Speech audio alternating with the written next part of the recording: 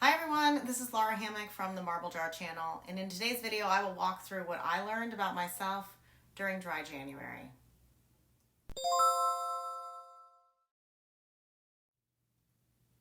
Dry January, or the practice of abstaining from alcohol during the month of January, is an exercise that started in the UK about 10 years ago. But recently it feels like more people are trying it out, or at least some form of it. Some folks do a lesser version, which they call Damp January or Dampuary.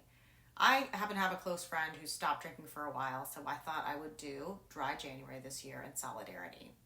So as I bring this little experiment to a close, I thought I'd reflect a bit on what I've learned. First, some background. I grew up in a family where alcohol was not important. No one drank much at all. That said, in my high school, drinking was synonymous with independence and rebellion, neither of which I experimented with much until my senior year. But college for me was entirely centered around drinking, since I went to a school known for partying and was part of the Greek system. In fact, it seems that I grew up in the heyday of alcohol as seen in U.S. alcohol consumption charts. My formative years line up precisely with the country's drinking peak over the past century. Because of all this, I know that if left unchecked, I will have a tendency to drink more than I should. I do, in fact, drink more than I should, as my father likes to remind me. The guidelines for a woman are no more than 7 drinks a week and no more than 3 drinks on any given occasion. So I have a lot of rules for myself that keep me from going overboard. I do not drink by myself, only when socializing. I try not to drink more than 2 drinks a day on the weekends and 1 on work nights. I also have been recording the number of drinks I've had every morning, along with a bunch of other stats, for over 10 years. All of this does a pretty good job of keeping me in check, but I still have a tendency to go a little overboard occasionally, and more predictably on vacations and holidays. The other thing of note is that I'm part of a very alcohol-focused community. Every event that we go to seems to involve alcohol. We went away over Labor Day to tour all the fun breweries in Richmond, Virginia. There are wineries everywhere in the area where I live. I started a happy hour group with 4 other families when our kids were tiny, and all of those occasions were alcohol-based. Every conversation that's not conducted while exercising is over a drink. Every weekend occasion, dinner party, and night out involves drinking. I'm not necessarily knocking this. It's just surprising to realize how integral drinking is to socializing in my community. I only know one person in my greater social group who doesn't drink, and she really seems to have to think about which events she chooses to attend. All that to say, this is not a benign environment to think about drinking less or getting sober. There's a lot of pull, either overt or internally, to keep drinking just to belong and be fun.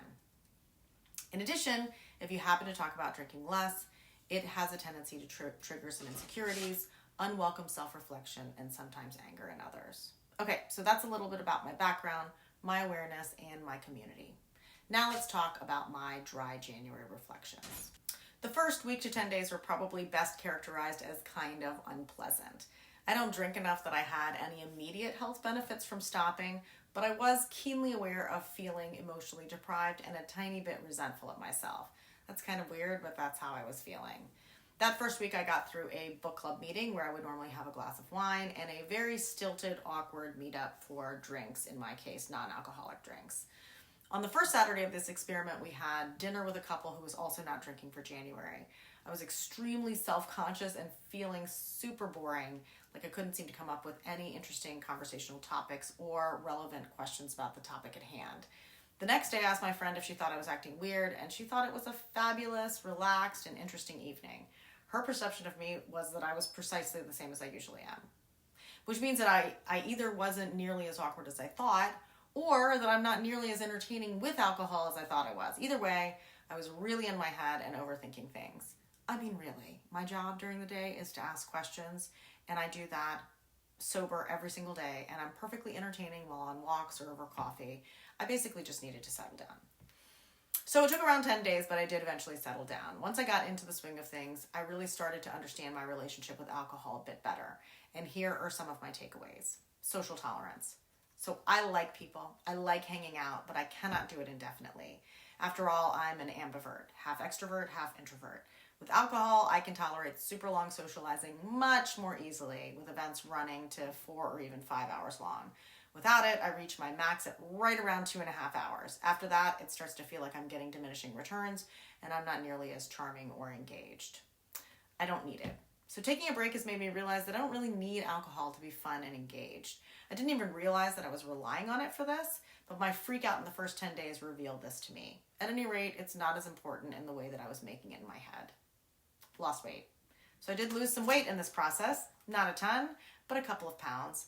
So this makes me reconsider the heavy IPAs that I tend to favor that add to my caloric bottom line. Plus, I think the disinhibition created by alcohol was messing with any motivation that I had to stick with better eating habits. And finally, I missed it.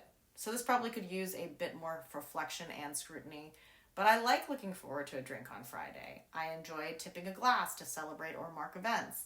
I like the immediate release of workday tension as the first drinks are poured.